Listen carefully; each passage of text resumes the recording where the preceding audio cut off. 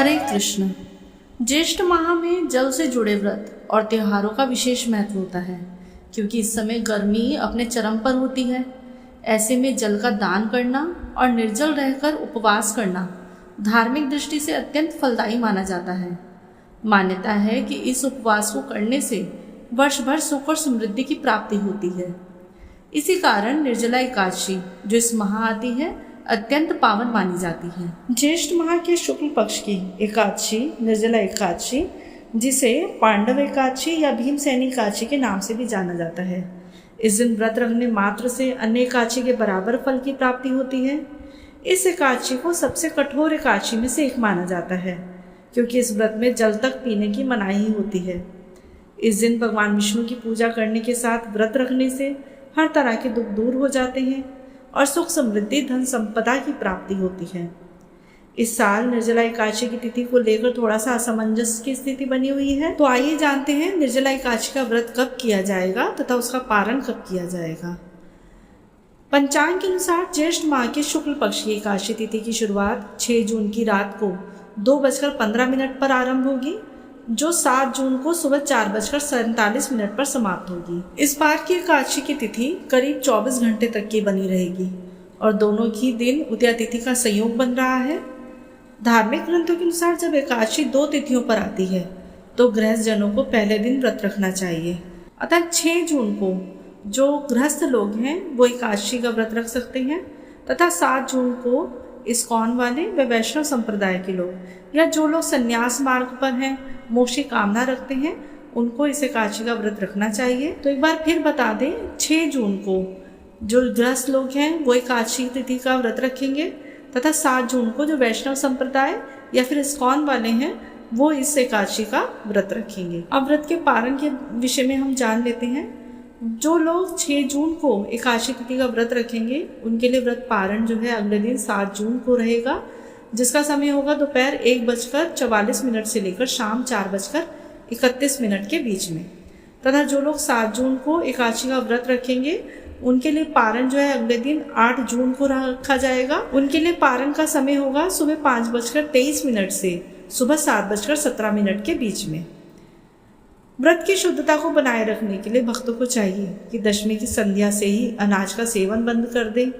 एकादशी के दिन व्रत की शुरुआत के समय शरीर में अन्न का कोई अंश भी जाए ना, इस बात का ख्याल रखा जाए।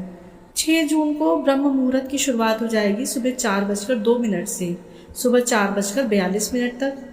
इस दिन अभिजीत मुहूर्त रहेगा सुबह 11:52 से दोपहर 12:48 तक। गोधूली मुहूर्त रहेगा शाम को 7:16 से शाम 7:36 तक। विजयी मुहूर्त रहेगा दोपहर 2:39 से दोपहर 3:35 तक। इन शुभ समय में आप एकादशी की पूजा कर सकते हैं। इस दिन राहु काल रहेगा सुबह 10:36 से दोपहर 12:20 तक। राहु काल में किसी भी शुभ कार्य को करने की मनाही होती है। अब हम 7 जून को जो है शुभ मुहूर्त की बात कर लेते हैं। इस दिन ब्रह्म मुहूर्त रहेगा सुबह 4:02 से सुबह 4:42 तक। इस दिन अभिजीत मुहूर्त रहेगा सुबह 11:52 से दोपहर 12:48 तक। गोधूली मुहूर्त रहेगा शाम को 7:16 से शाम 7:36 तक। विजयी मुहूर्त रहेगा दोपहर 2:39 से दोपहर 3:35 तक। आप इन शुभ मुहूर्त में जो है पूजा कर सकते हैं, कोई शुभ कार्य कर सकते हैं। इसके अलावा इस दिन सर्वार्थ सिद्धि योग भी बन रहा है, जो सुबह 9:40 से जिसकी शुरुआत होगी, जो अगले दिन 8 जून को सुबह 5:23 तक रहेगा। इस दिन अशुभ समय जो है राहु काल सुबह 8:51 से सुबह 10:36 तक रहेगा। इस अशुभ समय में जो है किसी भी शुभ कार्य करने की मनाही होती है। तो ये थी निर्जला एकादशी व्रत के बारे में संपूर्ण जानकारी। यह एकादशी का व्रत महाभारत काल से बहुत ही खास माना गया है। एक बार व्यास जी के कहने पर पांडवों में भीम ने निर्जला एकादशी का व्रत किया था, तभी से इस एकादशी का नाम भीमसेनी एकादशी के नाम से जाना जाता है। मान्यता है कि जो लोग पूरे साल एकादशी का व्रत नहीं रख पाते वो इस निर्जला एकादशी का व्रत रखने से सभी एकादशियों का व्रत का फल प्राप्त कर लेते हैं। विष्णु भगवान की कृपा उन पर सदैव बनी रहती है। इस दिन अन्न व धन का दान करना तो शुभकारी माना ही जाता है, साथ ही इस दिन जल का दान करना भी शुभकारी है। इसी जानकारी के साथ मैं अपनी वीडियो को विराम देती हूँ।